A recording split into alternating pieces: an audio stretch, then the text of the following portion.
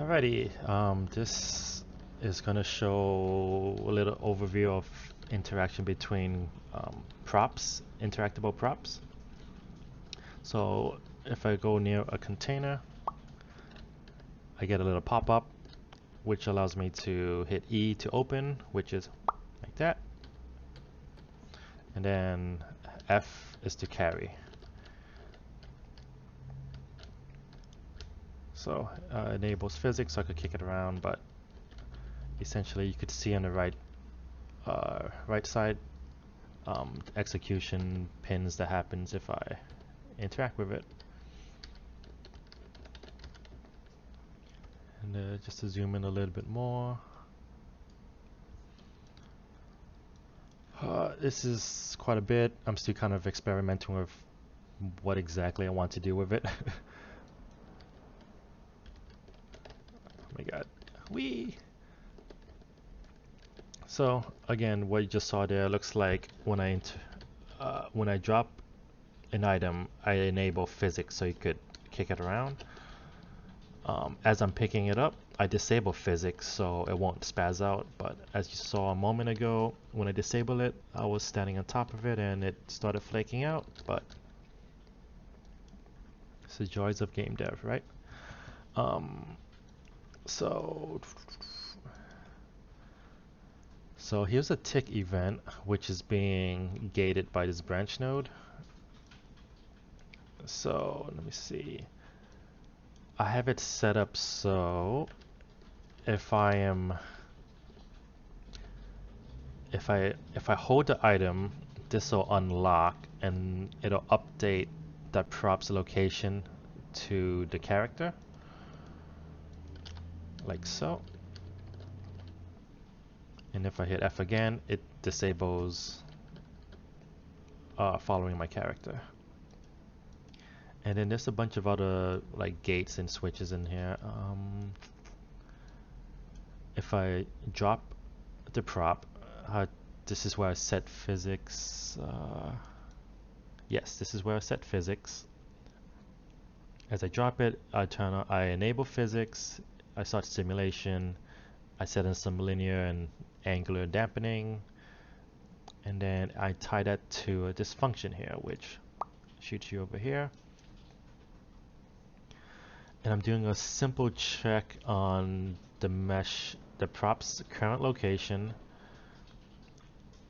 Looks like every 4 seconds I do a check, and if its current transform is the same as the previous frame, then I would disable physics. So that's kind of like timing out the physics until I interact with it again.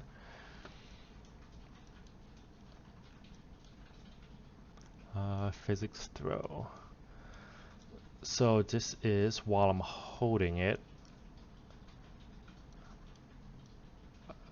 Yeah, so if I throw an item, I apply a random impulse and then shoot that prop depending on where I'm facing. And to show how that looks, I think if I hit R, that's my throw.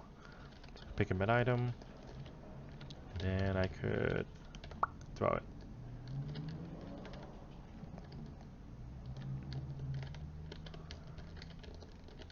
Boop. Throw. Light nudge. Let's see.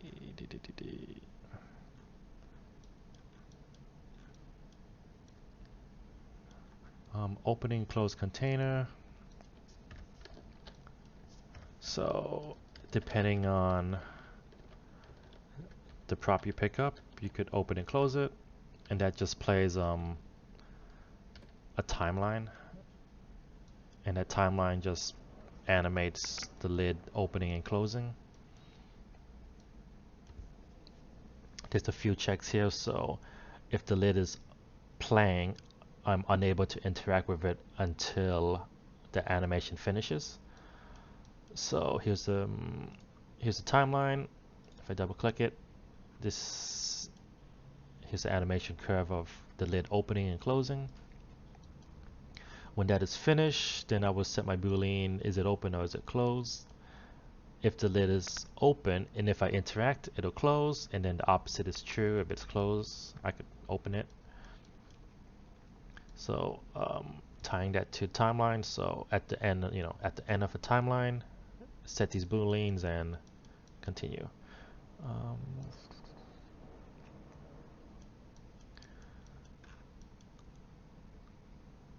And then here's some bunch of other tests and stuff.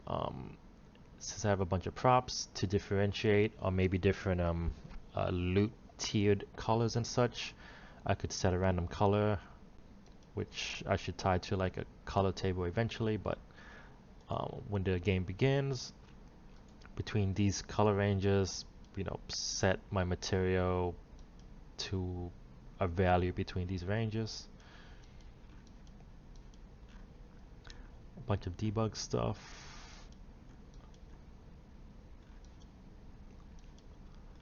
And I'm still figuring out, since I want to have all the props in a persistent, which gives me the ability to bring it between, at least visually, it feels like I could bring it to different sublevels, but everything lives in the persistent. This is what this function kind of does. So even if I'm in a different sublevel, any remaining props will be set to hidden. So they'll still exist globally, but visually they'll be hidden. And I believe this is what this little custom function does. And I think that's it for props.